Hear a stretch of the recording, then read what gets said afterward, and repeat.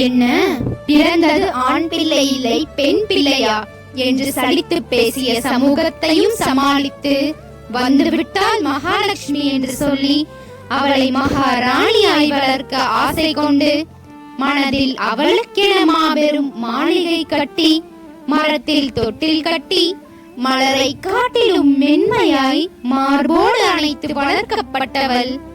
அவள் வளரும் அழகு கண்டு ரசித்தபடி புன்னகைத்த தந்தை முகத்தில் பொறுப்பை நினைத்ததும் சிரித்த இதழில் சிறு சுருக்கம் வந்தது.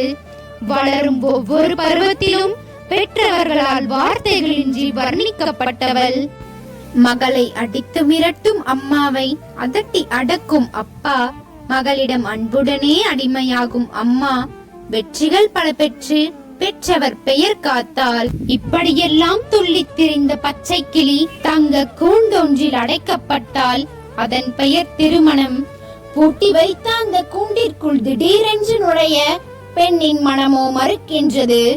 படைத்து படிக்க வைத்து பண்புகள் பழக்கிய பெற்றோரின் முகத்தில் புன்னகை பார்க்க நுழைகின்றாள் கூண்டிற்குள். பிறந்த வீட்டிற்கு செல்கையில் வாங்கம்மா பிள்ளை என்று கூறிவிட்டு பிள்ளை முகம் பார்த்த தந்தை வாமா என்று அழைத்த மறுகணம் உண்மை பிரிவை உணர்கிறாள் மகள்.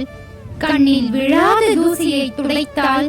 மனமுடித்த இரண்டாம் நாள் தன் வீட்டிற்கே விருந்தாளி ஆக்கிவிட்டது விதி.